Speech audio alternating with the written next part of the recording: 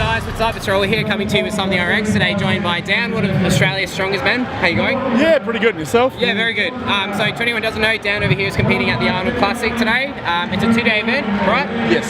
6 events spread over 2 days? That's correct. So what are the events that you're competing in this weekend? So far we've already had the deadlift for maximum weight and the car walk, which is a 410 kilo frame of a Morris Minor, straps on our shoulders. We're going to carry that for 25 meters. Tonight at the night show we've got a 110 kilo dumbbell for reps. Tomorrow morning we then have 150 kilo farmers and log for max weight, and then the stones. Very cool.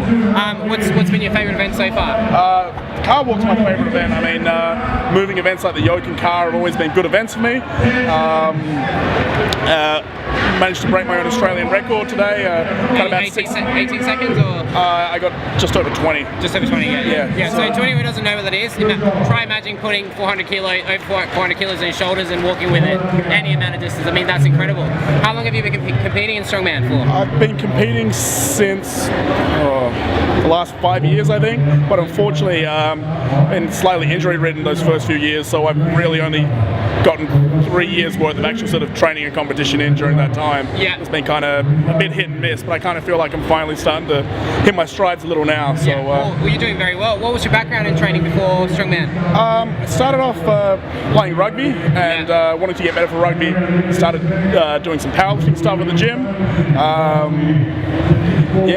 Sort of ran with powerlifting and had a bit of fun with that. At one point, Dad showed me the World's Strongest Man competition on TV. Yeah. And just thought, this really looks awesome. Yeah. So I want to give this a shot. The sport practically didn't exist, at least in Western Australia at that point in time. Yeah. So kind of just kept going with powerlifting until I was 19 and had a bit of a back injury. Yeah. Had to take about a year off then as well. And during that time I thought, well, do I want to go back to powerlifting, or what do I want to do? Do I want to go, this is it, you know, I'm injured, I don't want to risk hurting myself anymore? And I thought, well, Strongman's what I really wanted to do.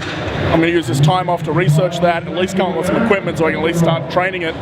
Started training it and just thought, you know, I love this, and just kept going from there, and I guess here I am.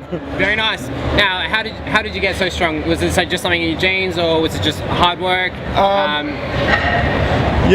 There has to be some genetic component. I mean, I was 100 kilos at 10 years old, so I've always been, you know, the big kid. I think hard work definitely pays off, but I think smart work pays off more. I think, like I said, I've had a few injuries along the way, and I think those injuries have come from trying to work too hard. I mean, there's only so much you can grind yourself down, and I really feel this last year I've probably made my best, you know, progress in Strongman that I ever have, and it's actually been from, you know, doing more of a 2 weeks on, 1 week off, or 3 weeks on, 1 week off, or periodically rotating events and letting things rest and heal a lot more rather than trying to just smash things out continuously, and just training smarter rather than training harder, I think has you know, been a lot more beneficial. Definitely. So, like, basically listening to your body, and actually, you know, if you're working hard, giving yourself the time to rest and pick yourself back up, so then you can go and, you know, hit these events, you know, nice and hard. To anyone who like wants to get into Strongman, or wants to just get stronger, what's the best advice you can give them? Find someone who knows what they're doing, and if you're not confident in that person knowing what they're doing, find someone else. Yeah. I mean, end of the day, you've only got one body, and any injury you have, you never fully recover from. There's always something residual left over. Start slow, be smart, and work within your limits, but always try and push those limits. You know, I mean, I know it sounds kind of counterproductive, but what you want to do is sort of know where you're at and know what a realistic goal is, and work towards it smart. Don't go, you know, I'm at a 100 deadlift and I want to hit 200, so let's just load up 200 each week and see how much further I can pull it off the floor. Have a plan to get there. Go, I want to deadlift this much weight in this amount of time, and slowly build things up. Don't just go crazy and stupid. Be smart about everything you do. Yeah, definitely. Well, thank you very much for your time today, Jan. Pleasure. If people want to find you, where can they find you? Where can they follow you?